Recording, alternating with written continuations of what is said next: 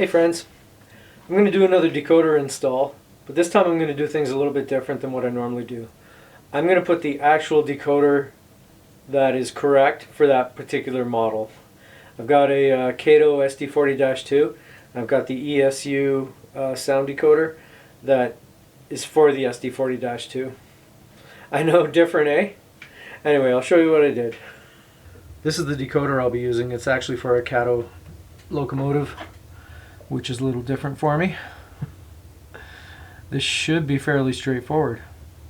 I really like the form factor of these Kato boards. They seem to be shorter than the Atlas boards, which gives you a little bit more room for a speaker at the back.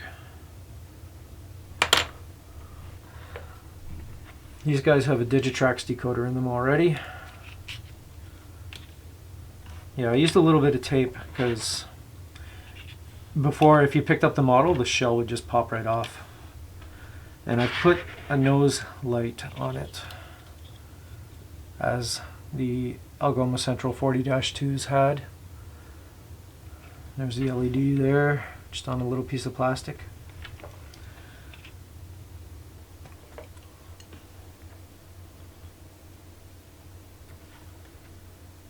Gently.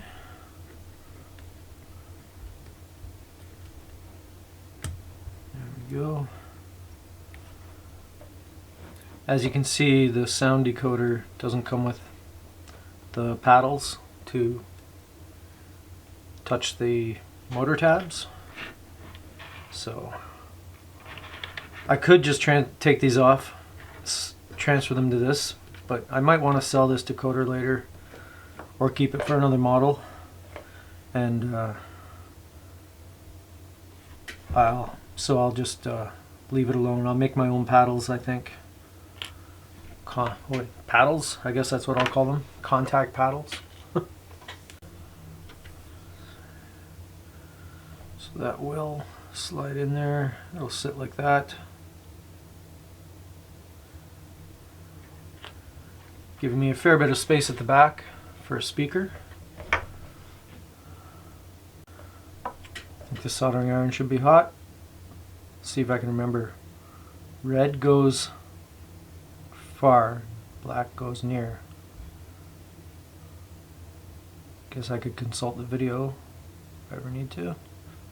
Still, come on, little tug, a little heat, little tug. There we go. Alright. I wonder how long ago I did this, because I used electrical tape to isolate the frame, which is, you know, I've got Kapton tape. That's what I would normally use, is Kapton tape. So I wonder if I did this a long time ago, before I had Kapton tape. I don't know. Probably.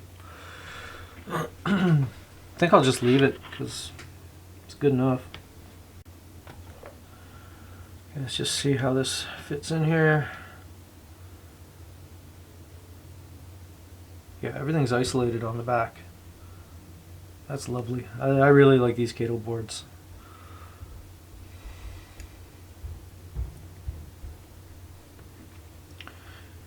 And a perfect fit.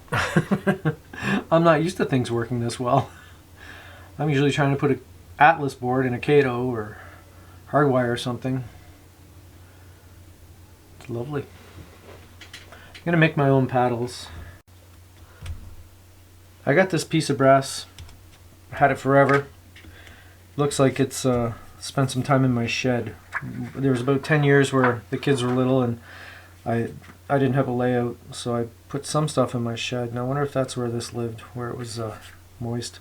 Although you can kind of see fingerprints all over it. Maybe it's just the oil from fingerprints that have rusted it. I don't know. Anyway, I'm going to use it because I used it before and it worked fine. The only problem is it's a little thin, so when you put it on, the motor tabs tend to want to spread it out a little, but they still make contact with it, and they make, when you put the shell over top, it pushes them tight. So everything's good. I might put a piece of tape over and see if that improves the situation, but we'll see. We'll see what's necessary. Oh, that's better.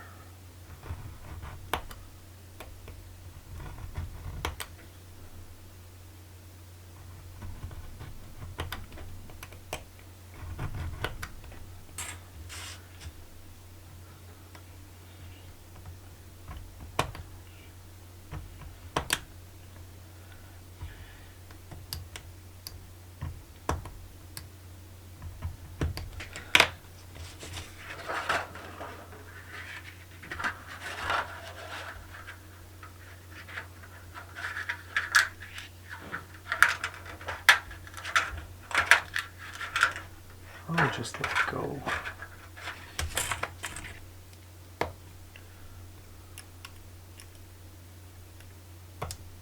There we go.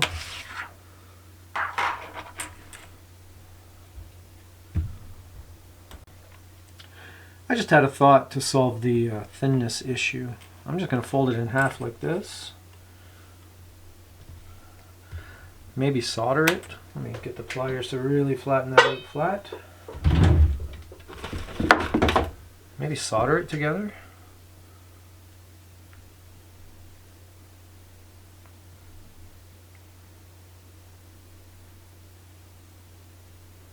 That should be nice.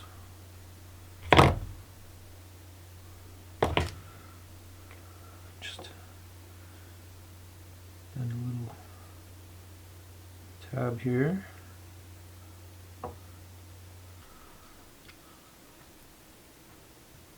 And that should be pretty good. I think it'll be thick enough to stay where I want it too.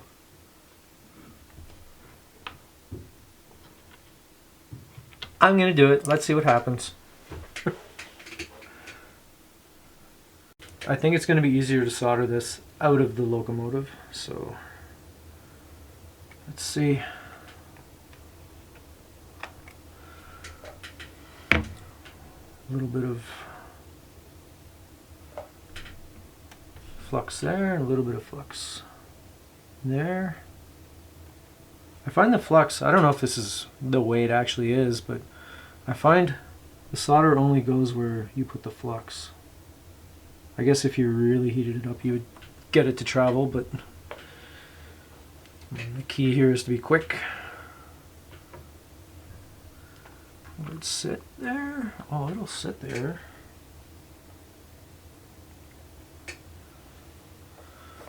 Yep.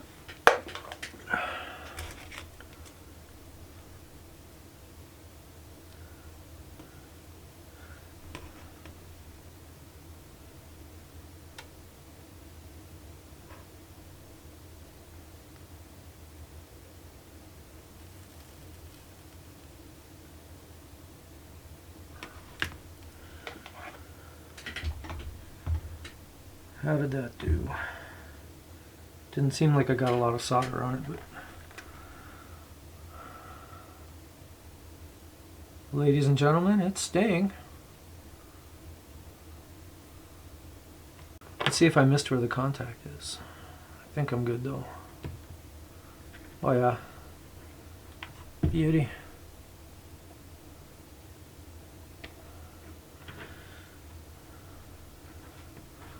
Yeah, same thing on the other side. Maybe I'll spare you that because it's just a repeat of what I just did. Alright, there it is. Both sides done.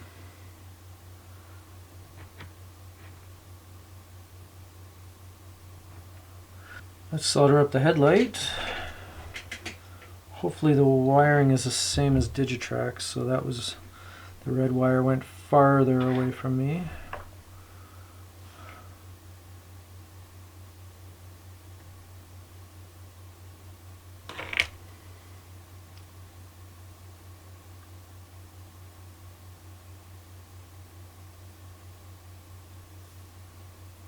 That's better.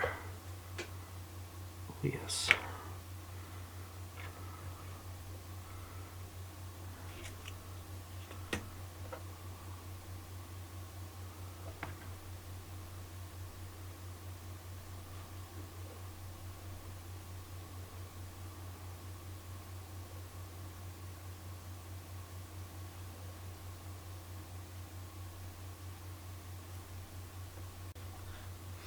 Alright, now for the moment of truth. Will it read? Oh yeah, it's gonna go.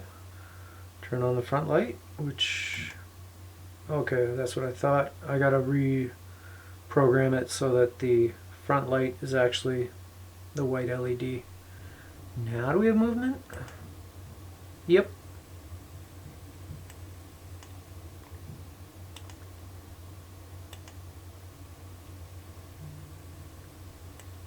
Yay. I have a couple of speakers here that I pulled out of other locomotives. This one, I wish this would fit. It's a 9x16. But with the box on it, it's going to be just a little too tall. And a little too long, I guess. Inside this shell is the light pipes for the rear light, and I don't really want to have to cut those out. I could and just replace them with fiber optics to make a little bit more room, but I got this little speaker. I forget what I took this out of, but it'll fit in there just nice. Let's solder it up and see how it sounds. I've used a little dot of CA to hold the speaker to the frame. Where am I going? I'm going there.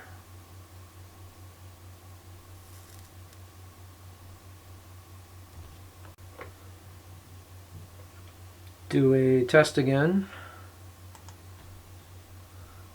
and I'll see which function that is for that light, unless I've got the wires backwards. Yeah, that's possible. Okay, driver's cab, power, no smoke. Let's try the sound. Yay!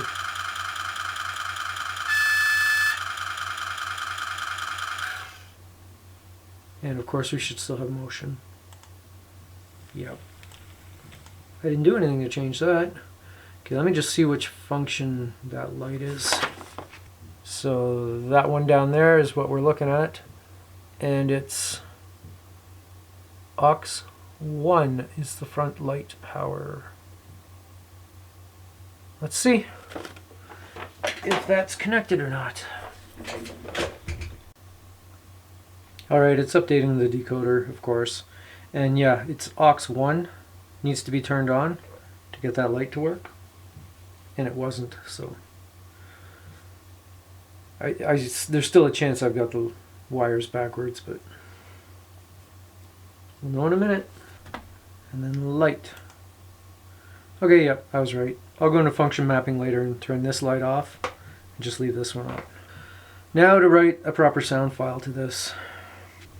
Alright, I uploaded project 732, which is for an SD40-2. So let's see how it sounds. And I changed the lighting to just light up the nose light, I hope. Yep. I still need to put the LED on for the rear light. Let's see how it sounds.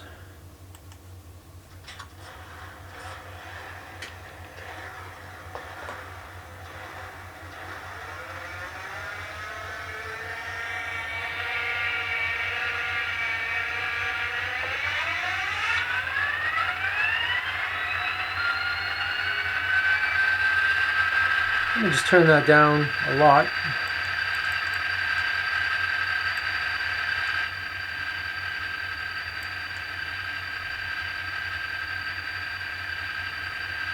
Put on drive hold.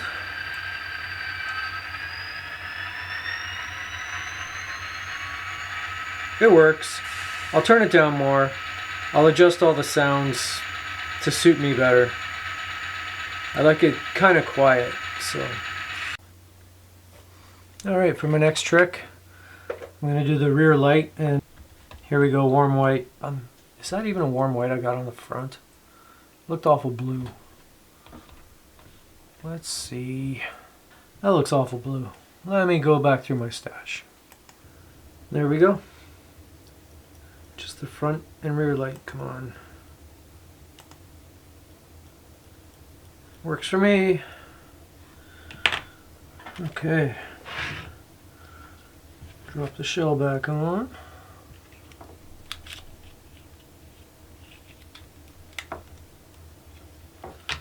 Okay.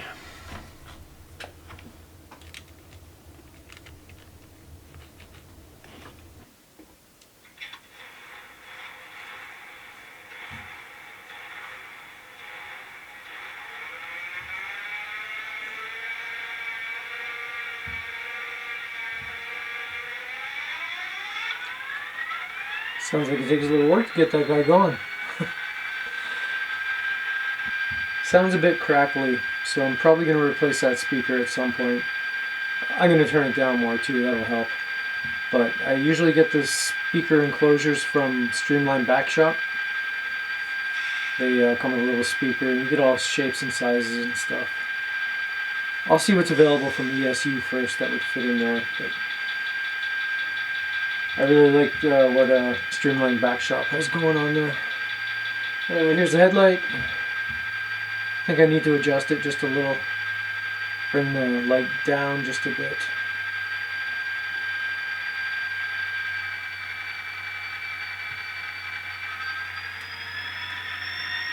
I haven't adjusted any of the driving characteristics, fine-tuned the speed or anything like that, so that's all yet to come. And how about the rear light?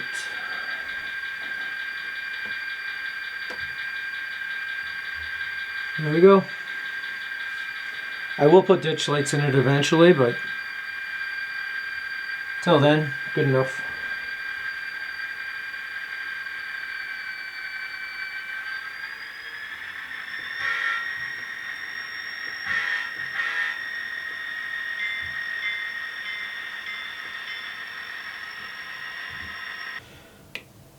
So I'm just sitting here now waiting for the decoder to load into JMRI.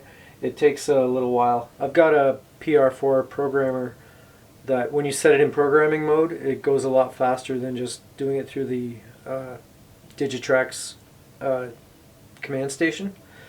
But it still takes a while. So anyway, if you like what you saw, why don't you hit subscribe and follow me along as I work away on this layout.